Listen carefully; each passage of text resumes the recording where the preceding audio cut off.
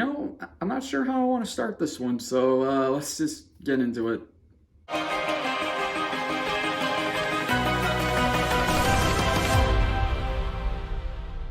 How is everyone doing today, guys? My name is T Codes, and we are back with another episode of The Owl House. This is episode 15 of season 2, episode 34 of the overarching series. Them's the break, kid. Which was, yeah. It's a really intriguing episode, in my opinion, mainly because of the fact that, we're in the midst of the second half of season 2. We got a lot going on. We have a lot of different overarching story developments happening when, of course, we're want to keep things going, but then we have this episode that's takes a step back and says, well, let's have a break. Let's actually talk about some maybe backstory and stuff like that. And for me, I think I want to start off by saying I really did enjoy this episode. It was a lot of fun. It was definitely something we needed after how last week was really targeting at everyone's heartstrings. It was that one was a very more serious, serious, an emotional episode. This one was definitely a lot more. It was a lot more fun. There was that bit of emotion in there because up to that point, we were thinking Raine, they're under control of Terra Snapdragon at the Emperor's Castle, so it's there's that little bit of worriedness with the story, but it was a lot of fun, and I'm glad to see we had a bit more to Edith's past with both herself, Raine, and even her sister Lilith. We have been getting development of Edith as a kid, but I'm glad we actually did have an episode that centered around it. But again, I think the one thing I was worried about for this episode was, of course, due to the fact that the Owl House is limited, it has a limited amount of episodes, compared to other shows. Doing a backstory episode like this that kind of doesn't really have to affect the overarching plot. At least that's what I thought going into us. But there are things in this episode that are there for a reason. There is a reason why these things are here, and it involves the overarching plot a bit. It involves some little details about what's to come. So I'm glad this episode has those moments, but at the same time, it's still a fun episode because it all starts with,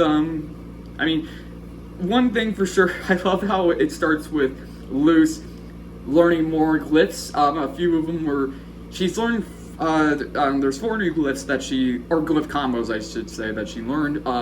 She learns wind, she learns water, she learns petrification, which I'm dang, and she even learns seemingly a demon summoning. So that's a pretty interesting thing, and she picked them all up from the Echo Mouse because of Philip's journal.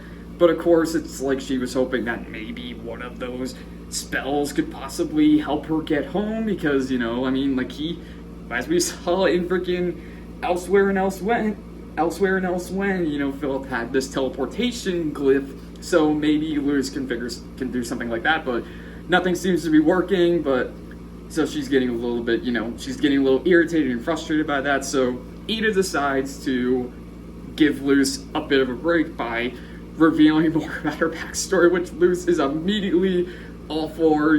She's just is this an emotional backstory? She's so excited that I love it. And so yeah, that's pretty much how this episode starts. It's with just Edith talking about how she met, as she stated, one of the coolest person she's ever known, and that's Raine Whispers, who, I'll admit, I was a little bit intrigued how they were going to work with this episode, because a lot of people, I think this is because of how many people were trying to speculate just what kind of dynamic the two had as kids. Some people were maybe it was Amity and Luce, they got off on the wrong foot, they were kind of rivals and stuff, and no, not really. Although I'll admit, this is it's really weird to see a few of these things happen and be like, well, we know where this is gonna go. Like, for starters, Ida and Lilith, their relationship in this episode, like they're sisters who are both, one, I love how both of them are very intelligent. However, it seems like Ida is the more intelligent one, despite the fact that her personality would kind of like redirect that, because, you know, she is, I love the way that she and Lilith are walking to school. Lilith has like the flashcards and she's going through some questions, and I love that Ida doesn't look like she's paying attention. She's focusing on like balancing the Grudgeby ball on her head. However, she's literally answering the questions left and right. Like, Lilith's like, wow, geez. But it immediately is like, that's not the focus, because Ida and Lilith, you know, they're excited about the Emperor's Coven's tryouts, which Ida points out is 7 months away, but Lilith's like, you can't be too prepared, right? And so I do like the chemistry that they have, but of course you're like, wow, Lilith's gonna curse her sister. It's like, oh geez, that's just, you just have that thought in the back of your mind. You're like, well, and yeah, so then we get a little bit more of Hexside back when Ida and Lilith went, and we see it's a bit smaller than it was when Luce comes to Hexside, and we also see Odalia, Alador, and Darius. They all seem to be friends, so we know that's going to be some falling out between Alador and Darius. We don't know what. And then we get one of the creepiest things I have seen in this entire show, and that's saying something, and that's the principal. I don't even remember his name. Because that freaking look, the look alone, I feel like works enough, but then it's just, this dude is the definition of strict, because he is handing out detentions for, as he stated, children are late to being early. Apparently, they expelled some of their top students for wearing squeaky shoes, chewing too loud. It's like, yeah, that's a bit strict. Like, I even love Bump in this. Like, he's an assistant, he's the vice principal in this, and even he's like, aren't you a little too strict with these kids? And the principal's just like, no. It's like, dang, okay. So, of course, that kind of made me wonder just exactly, like, wait, if this principal is expelling students for the simplest of deeds, like squeaky shoes or chewing too loud, how the heck is Ida still there? And of course, that question is answered rather quickly, because Ida gets caught, and the principal is like, do you know why I keep you here? Because you are like the worst of the worst, and I need to understand my enemies. And I'm like, dang, okay. And one thing I do like about Ida, the young Ida in this episode, alongside like the fact that the voice actress for her, even Lilith and Raine, they're all really good, even though I didn't go to check whose names they were, because, again, I literally watch these episodes, come in here and do these videos. So they all did, in my opinion, a really good job, like, capturing a younger version of each of these characters. And what I did find interesting about Ida in this episode was she does have a few traits compared to Luce, because there was one shot in this episode that I saw like Ida do, and I'm like, that's Luce. Like, that's something Luce would do. Like, and it was when she was in the principal's office. They have like her record, like her permanent record on and I love that it's literally towering. And whereas in freaking what episode was it? Something Venture and Something Frame back in season 1, when Ida had to go to Hexside to do all of her, like, fix all of her misdeeds so Luce would get in, where she's like, I thought this would be bigger. This time around, she says the same thing, but it's like, it's a much more sinister way, because she's looking at it and she's like, oh man, I thought there'd be more. Like, I love the way she does it like this. Like, that really just, that was something that I thought Luce would do, and I'm really like when you get those little hints of like why their connection works so well, because of how similar they can be sometimes. And so Ida basically, like, in this episode, she kind of is on, I guess, the chopping block in terms of being at Hexside, and of course she doesn't want to be expelled because she wants to actually be with her sister, and so the principal says that he'll let Ida stay if she can go to this like event and get a ribbon, and so he even has like Bump join her, because Bump earlier in the episode, of course, like I said, he was talking about letting students, maybe you shouldn't be so strict on students. So the principal has Bump go with Ida to this, and I like that Bump isn't entirely like against Ida, like he actually legit wants to help. It's just the fact that Ida is this very very chaotic teen, because I love Bump's just like, can't you go 5 seconds without setting something on fire? Cut to Ida literally with the fire spell in her hand, and it's just like, okay. And there's even a moment where Bump gives her like a stress toy, and Ida's just like looks at Bump, just squeezes it so hard it pops, and it's like little visual gags like that just go so far. But yeah, so apparently whatever this event that they have to go to, it's like, it's like this little community event where this like a handful of students are there, just doing like the simplest of tasks, it's like trust fall, drawing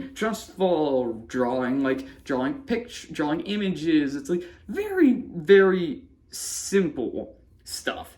And so, of course, for Ida, she's like, wow, this is the worst. And even freaking the supervisor of this whole thing, Terra Snapdragon, a younger Terra Snapdragon, who I think is more psychotic than the older Terra Snapdragon, because she talks about like, geez, oh man, this was such a crazy. Honestly, I think Terra Snapdragon is the most psychotic of the bunch. Like, I even think she outwits Bellows in terms of that, in that department, because literally in this episode, she comes in and she's like, one, she doesn't like the acronym for it. I mean, I completely forgot what it said, but it was like IT what or something. It's like, it's something in that realm of it. So she changes the acronym to HECK, because you can't say the other word in Disney stuff. So HECK. So she changes it to HECK, which I'm like, all right, we're going there. And there's Snapdragon then is like, we're gonna go through all these challenges and you will get your ribbons, but if you don't, you will become mulch in my garden. I'm like, okay. I do love when the Coven guards just whispers in her ear, and she's like, wait, what? That's illegal? Ugh, fine. It's like, she's just crazy. Like, literally, that's the only way I can describe her in this. She's just crazy, because literally what she does in this episode, I mean, besides like making jokes like that, she literally, I mean, I guess we'll get to that point, but first let's get to the main story of this episode, and that's Ida and Raine, because so Ida, of course, being Ida, she doesn't really want to go through any of this. She tries to be much more like, she tries to really just show off both her personality and just like her skill of a witch, but no one really seems to like it. Although I think it makes sense, because when she does a trust roll through like this gelatin kind of creature, I don't know what those are called, but she falls through it. It seems like she's a skeleton. Everyone freaks out, but it's just an illusion. But no one's obviously not finding it funny, so she goes to the side, and I love that's in the same spot that Luce was in, or Luce and Amity were in Convention, because it's taking place at the same location, and she's there, she's drinking from this ridiculously bad drink. She's like, even the free junk is junk. It's like, I love that she throws it, then all of a sudden Raine is there to catch it, and they bring it back, and at first it was a bit like, I was a bit caught off guard by how quickly they seemed to really hit it off, like the two, because I guess for me, I just really like stories where relationships take time to develop, but I understand in this case, because it's like, one, shorter show, we're not going to get a lot of time of development, but two, after thinking about it, it does make sense why, because as Raine states to Ida as they like bring the drink over, it's like, you are a riot. It's like they clearly see a fondness with Ida just by the fact that Ida is not like other witches, in a way. And then I even like this little trick that Raine taught themselves, and that's they can, as they stated, alter the chemistry of a liquid simply by just like blowing on it or doing like a whistle thing, kind of like how you like cool off like hot chocolate or coffee, depending on if you drink that. And so I like how that's kind of like the thing that like gets them two together, and even like Ida's impressed with how cool that magic is, and Raine's like, see, we both have cool magic, it's just, but no one else thinks it's cool. And so I also love that Raine, they're not 100% confident in like what they're saying, like after they said that, they have that look of like nervousness and like regret, that's like, maybe I shouldn't have said that. But of course Ida, that she finds it very charming, or at least a bit charming, I guess. And so she obviously, like I said, the two kind of hit it off there. But of course Ida kind of likes that Raine has like multiple ribbons because they had been to past events, and Raine's just like, yeah, but I don't really like this. And Ida's like, so why do you come? And Raine, I guess the first thing to say is Raine, they are not Hexside student, they're actually from St. Epiderm, Raine talks about how obviously St. Epiderm is a more expensive school, so they go to this event so they can get scholarship, and it's like, okay, yeah, that makes sense. So of course they are just bored out of their minds because they say it's the exact same thing every year. It's so simple, it's so easy. So of course for Ida it's not exactly. So Raine offers to help Ida, and that's exactly what happens. The two work together to get through all these events, and eventually it comes down to after all the events are done, it seems like, okay, that's it. But I'm like, where's the twist coming in? And of course Terra Snapdragon comes in, and they're just like, or she's just like, this was ridiculous, this was pathetic, I have never seen an event so boring in my life. It's like, we're gonna give you a real final challenge, and it's like, what are they gonna do? And it's like, they're in the Witches Duel arena, so I'm like, are they just gonna have like a Witches Duel Battle Royale or something? Yeah, I wasn't entirely off. It's like, Terra Snapdragon just creates a gigantic maze, and just then she calls it Covens versus Wild. It's like, there's a team of Coven witches, and then there's a team of Wild witches, and it's like, you gotta battle it out. And of course, Ida's on the Coven side, and Raine's on the Wild side, and it's like, yeah, irony indeed. And so, I even love one of Terra's lines, because if it wasn't Disney, it'd probably be a much more darker line, but it's like, we can be playing by the rules, but we're in heck, so let's go crazy. It's like something along that line, but it's like, yeah, Terra Snapdragon's probably, the most terrifying Coven head. And of course, we haven't even met all the Coven heads, so I imagine Dana and the crew, I swear, if the other Coven heads are crazier than Terra, and oh god, I can just imagine Dana and the crew, they're just like, we're having fun with their fan base. But speaking of Dana, actually, she does have a cameo in this episode. She plays one of the students that Ida is on a team with, and it's kind of like this spider kind of demon thing. And it's just Dana's voice. It's just, I mean, it caught me off guard for a second, because I think the few other voices Dana has known for the show is obviously Tiny Noza, or Tiny Nose, her, and then Baby King, which I think I got that wrong when in Echoes of the Past. I thought it was Sarah Nicole Robles. I thought it was her, but it's actually Dana, so sorry about that. But so in this, it's just Dana. She's trying to, she, one other student, and Ida, they're talking, and Dana's like, well, we should be focusing on the St. Epiderm kid, because they've been doing this, they're they're one of the better witches. If we catch them, maybe we'll actually win. And so Edith, of course, is like, well, I'm not gonna do that. And Raine, of course, is in fact the last survivor because, like, the rest of the wild witches get caught.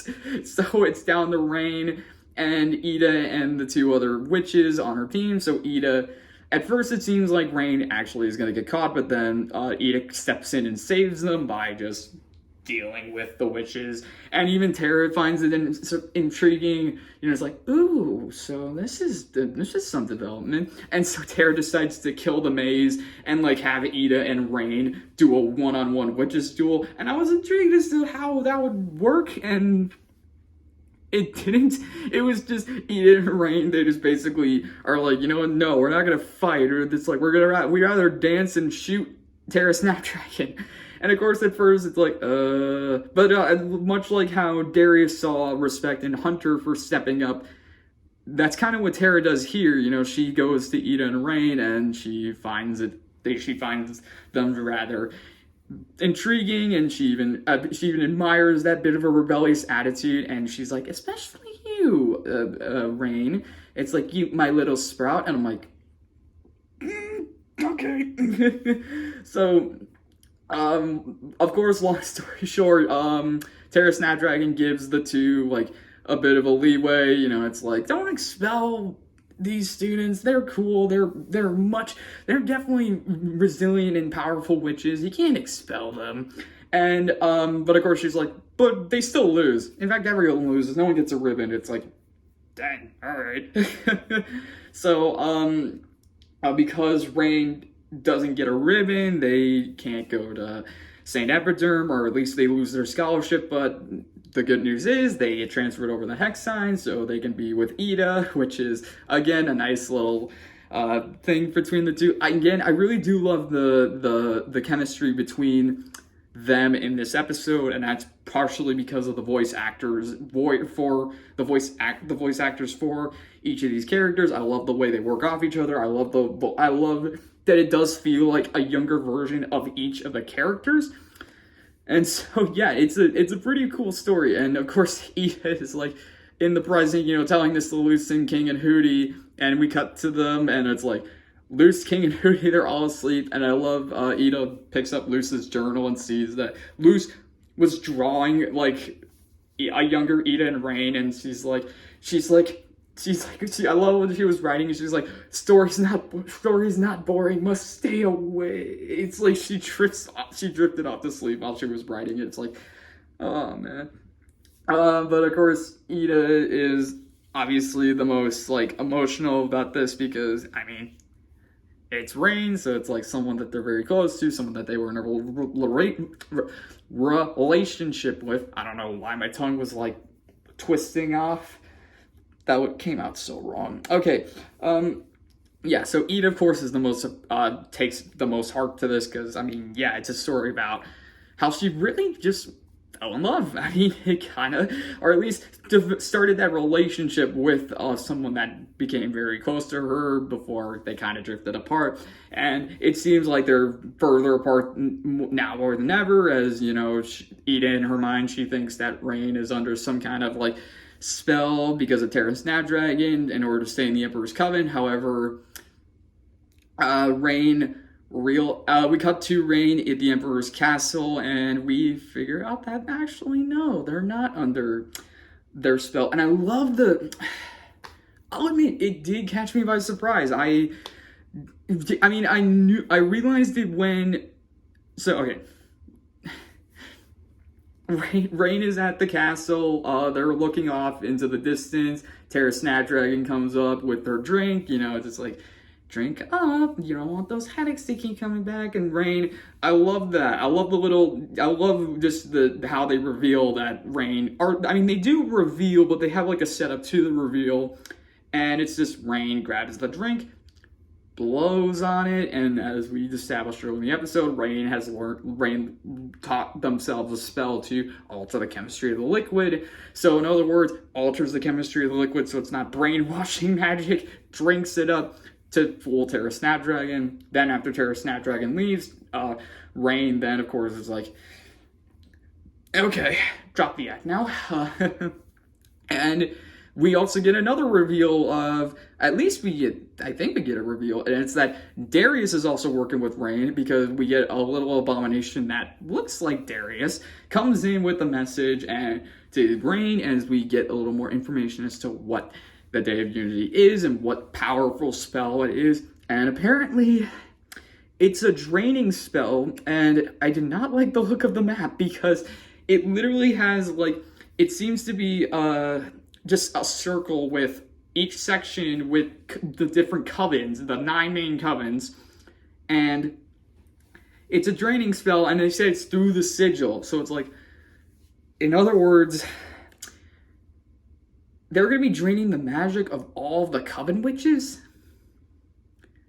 I don't know how to feel about that, because of course it kind of I feel like it contradicts a little bit as to why that is. I mean, maybe it has something to do with the portal, because it's like, if you're going to be draining the magic from these witches in covens, where is it going to go? And like, because they show a map that, like I said, they show off like the sections, they show off where it's going to go. They even has like a little note to the side saying doors being moved.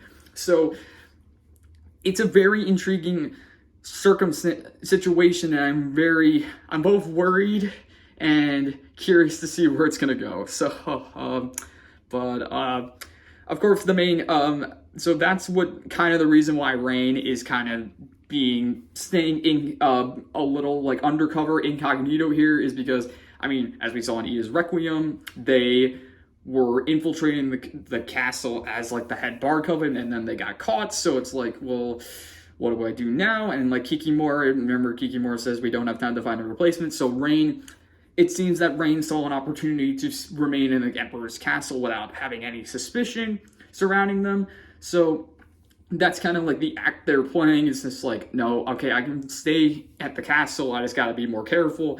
And of course, at the same time, it's like, I don't want Ida to get involved. That's the thing. Like, Raine doesn't want Ida to get involved again. Even though Darius is like, we need the Owl Lady to help. It's like, they're like, how do we stop this? Literally, like, on the note, it says the Owl Lady. It's like, but Raine's like, I don't want to get her involved again.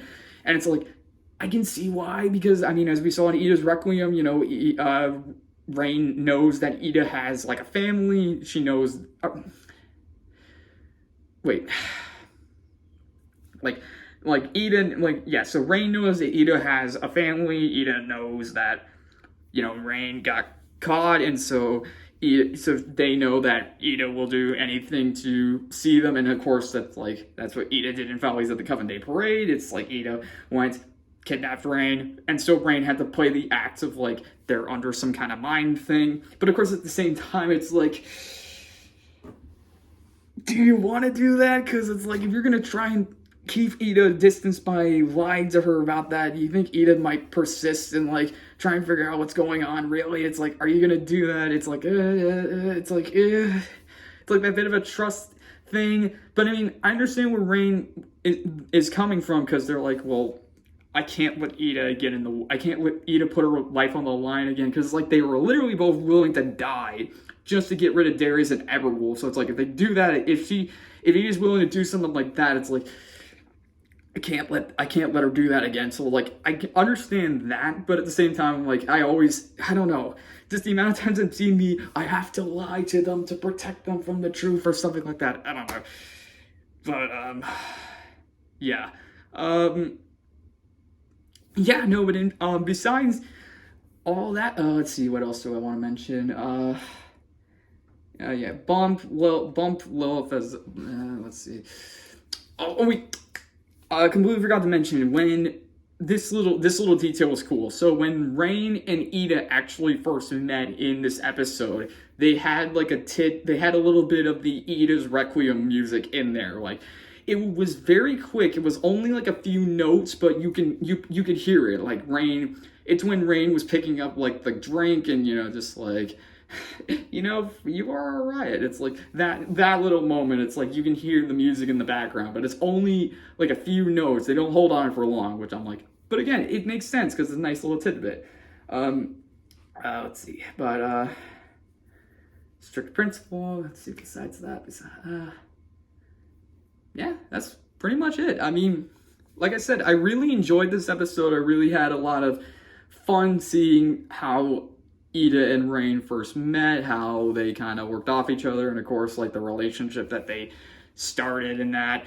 And honestly, I kind of hope, I wish we can see more, but I doubt we're going to be able to because of, the fact that we only have, let's see, this is episode 15 of a 21 episode season, so we only have 6 episodes left of the season, and then after that we have the 3 specials for season 3, so it's like, we don't have much time. Man. Okay, yeah, that's about it, so, hope you guys enjoyed the video. If you liked it, leave a like. If you want to leave a comment, leave a comment, and if you want to subscribe. You don't have to, I'm just saying. Thank you all for watching, and we will see you in the next video.